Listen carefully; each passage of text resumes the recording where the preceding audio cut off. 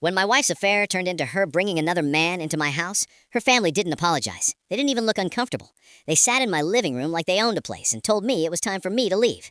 I didn't argue. I didn't raise my voice. I just said one sentence and watched every single person in that room go silent. The guy, his name was Daniel, was sitting on my father's couch. Not just any couch, the couch. Dark brown leather, worn at the edges. The one my father bought after years of saving. The one he used to sit on every night after work. The one thing in this house I never allowed anyone to replace. And there Daniel was, leaning back like he belonged, like he had already claimed it. I stood in the doorway and counted. 5 people. My wife, Sarah, her parents, her younger brother, and him. 5 people sitting comfortably in a house that only one of them actually owned. Me. And the worst part? They weren't nervous. They weren't quiet. They were drinking coffee, talking like this was some normal family meeting. That's when I realized something. They thought this was already over. They thought I had already lost. Let me explain something first, because none of this makes sense without it. My name is Ethan Cole. I'm 34, a civil engineer. And this house is everything my father left me. He didn't just buy it, he built it, brick by brick, weekend after weekend, after working long shifts. He used to tell me, a man who owns his roof never bows his head. And before I got married, he made me promise one thing: never put this house in anyone else's name. I thought he was being old-fashioned at the time, but I kept it in my name anyway. Sarah wasn't always like this. At least that's what I used to believe. In the beginning, she was kind, supportive, easy to be around. But over time, things changed. She started complaining more about the house, about my job, about how I wasn't ambitious enough. I worked long hours, paid every bill, handled everything, but somehow it was never enough. Then came the distance, late nights, constant texting, the phone always face down. You know that feeling when something's wrong but you keep convincing yourself it's not? That was me for months.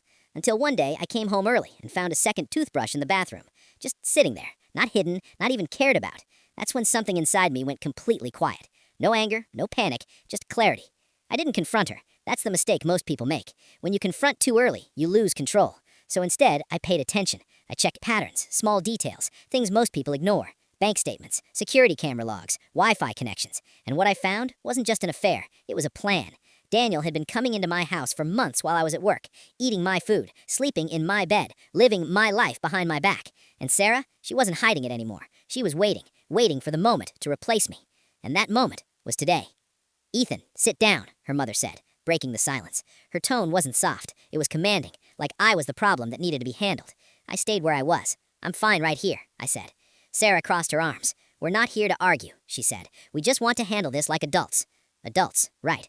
Her father leaned forward and said, "This situation is complicated." I shook my head slightly. "No, it's actually very simple." They weren't expecting that. You could see it in their faces.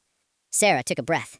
"Daniel and I are serious," she said. "We're building a future together. You need to accept that and move out so we can move forward." Move out? Of my house? Her brother jumped in. "Don't make this messy, man. Just take your stuff and go." And then her mother added, "We're trying to do this peacefully." Peacefully. They brought another man into my house and wanted peace. That's when I stepped forward. Calm, no emotion, just control. And I said it. "Before I leave, should I tell them about the police report or the insurance fraud?" Silence. Instant. Heavy. Sarah's face lost all color. Daniel stood up straight. Her parents froze like they had just realized something was very, very wrong. "What are you talking about?" her mother asked, her voice suddenly unsure. I looked directly at Sarah. I asked, "You want to explain it?"